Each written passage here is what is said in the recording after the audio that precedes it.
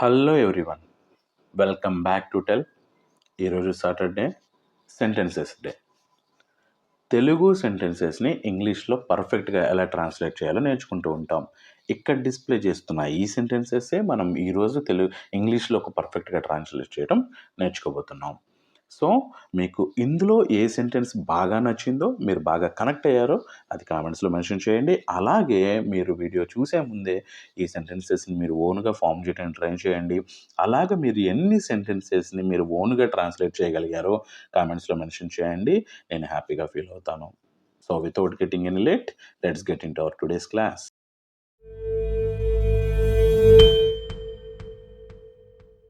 మన first sentence, సందేహాల్ని మనసులో దాచుకోకుండా అర్థం కానిది అడగటం మంచిది. సో మీరు కూడా అదే చేస్తే మంచిది. కామెంట్స్లో అర్థం కాని విషయం ఏదైనా ఉంటే అడిగితే నేను యాజ్ సూన్ యాజ్ పాసిబుల్ మీకు ఆ డౌట్స్ని క్లారిఫై చేస్తాను. సో దీని ట్రాన్స్లేషన్ ఒకసారి చూద్దాం మనం. It is good to ask what you don't understand instead of keeping doubts in your mind. So explanation చూద్దాం ఒకసారి. సందేహాల్ని మనసులో దాచుకోకుండా, without hiding doubts in the mind, అర్థం కానిది అడగడం, asking what is not understood, మంచిది, ఈజ్ గుడ్. వీటన్నిటిని జాయిన్ చేస్తే it is good to ask what you don't understand instead of keeping doubts in your mind అనేది ఫామ్ అవుతుంది.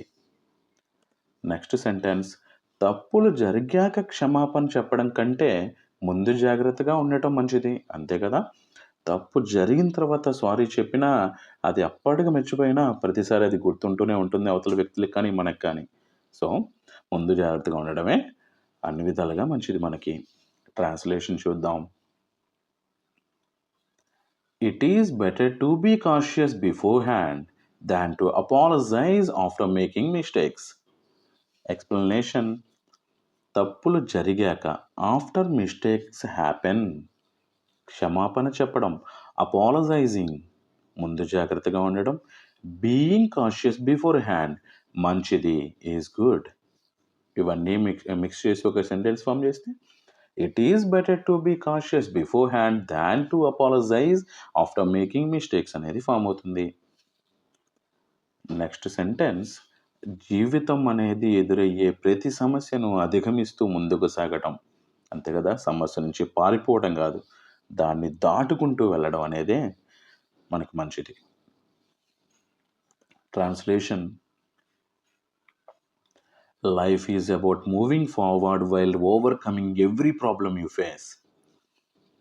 Explanation, జీవితం అనేది లైఫ్ ఈజ్, ఎదురయ్యే ప్రతి సమస్యలను, ఎవ్రీ ప్రాబ్లం ఫేస్డ్, అధిగమిస్తూ ముందుకు సాగటం, మూవింగ్ ఫార్వర్డ్ బై ఓవర్కమింగ్, అన్ని జాయిన్ చేస్తే life is about moving forward while overcoming every problem you face అనేది ఫామ్ అవుతుంది.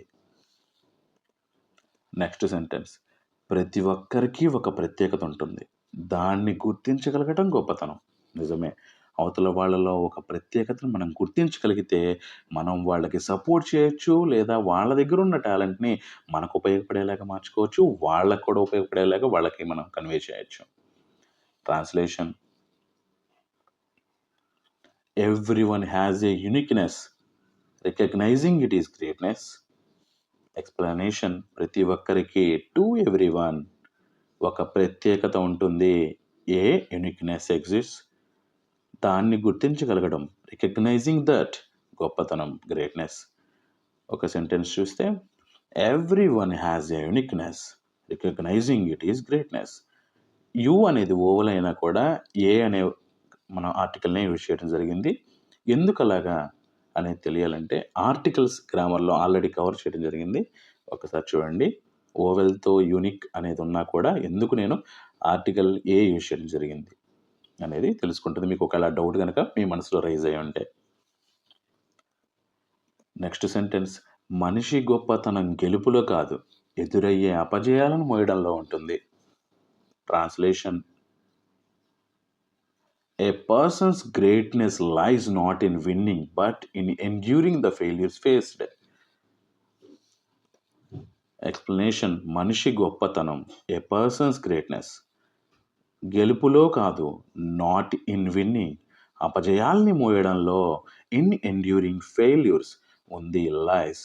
అన్నిటిని జాయిన్ చేస్తే a person's greatness lies not in winning but in enduring the failures faced అనేది form అవుతుంది.